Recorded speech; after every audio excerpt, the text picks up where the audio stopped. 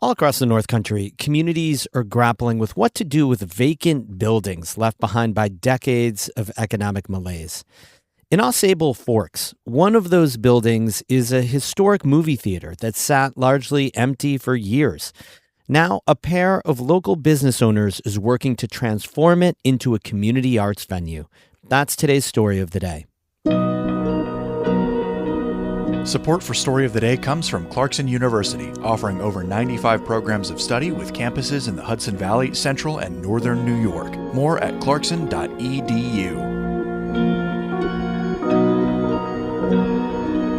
Hey, I'm David Sommerstein. It's Friday, Dear Friday, June 26th. First up, it was a busy week in New York state politics with the primary and all. Our Albany reporters Samuel King and Jimmy Vielkind sat down to wrap it up from a statewide perspective. Hi, Samuel. Hi, Jimmy. Before we get to the election, I want to talk about immigration quickly. The Supreme Court ruled that immigrants from Haiti and Syria who had temporary protective status can be deported. Democratic officials say that could hurt the economy, as many of these immigrants are authorized to work in New York. But there was also a new lawsuit filed over New York's new immigration law. What's in the challenge? The Justice Department says Albany lawmakers overstepped with the new immigration protections enacted last month. Two big provisions are at issue. The first restricts when law enforcement officers, including ICE agents, can wear face masks while on duty. The second prohibits formal cooperation agreements between ICE and law enforcement in the state. What's their argument? Well, federal officials point to the part of the Constitution called the Supremacy Clause, which basically says that state law can't trump federal law. Here's John Sarcone, a Trump-appointed prosecutor in Albany. There's the state and there's a federal system. Federal law enforcement has a right and duty to do their job. What do Democratic state officials say? Well, Governor Hochul and Attorney General Letitia James held an event to say they want the law to go into effect. Hochul says those cooperation agreements should be struck down. The agreements also say that they must follow state law. That is where we are able to step in and say our state law now prohibits them. That is why we'll be successful in court. Well, that's certainly something we'll be keeping an eye on. Yep. But let's talk about these election results. Some of the highest profile races were on the Democratic side and in New York City. What happened? Well, three progressive challengers backed by Mayor Zohran Mamdani won seats in Congress.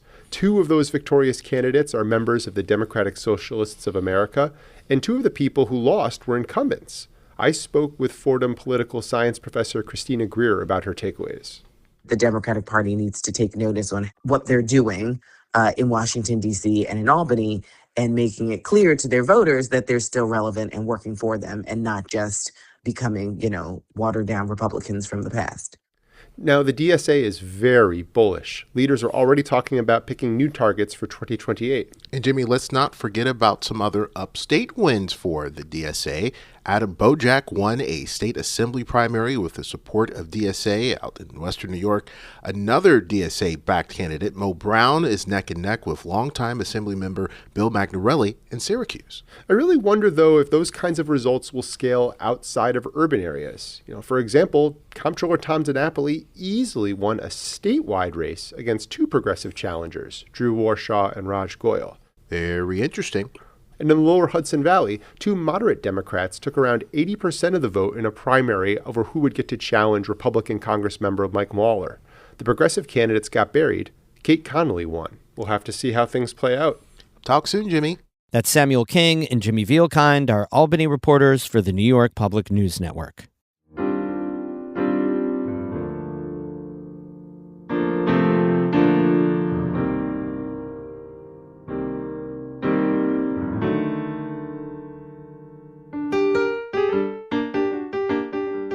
A pair of business people and arts boosters in Au Sable Forks in the northeastern Adirondacks have a dream.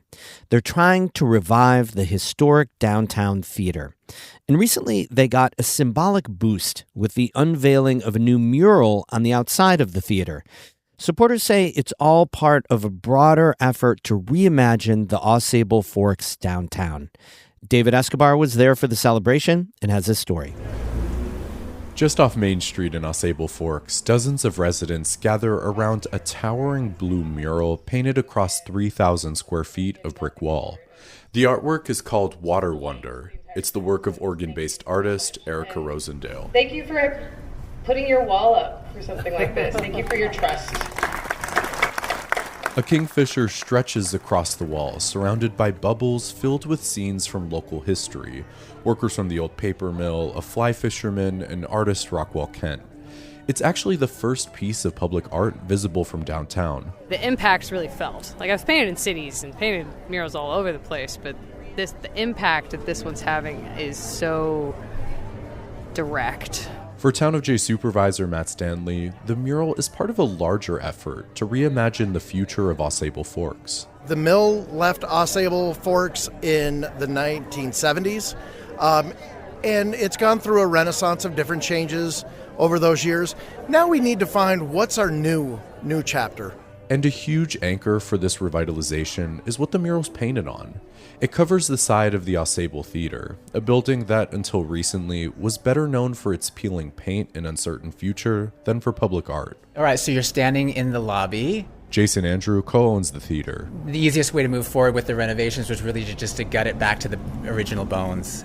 Inside, construction is still underway. Fresh insulation covers sections of exposed walls. There's ongoing electrical and heating work. Old marquee letters sit in piles near hard hats and tools.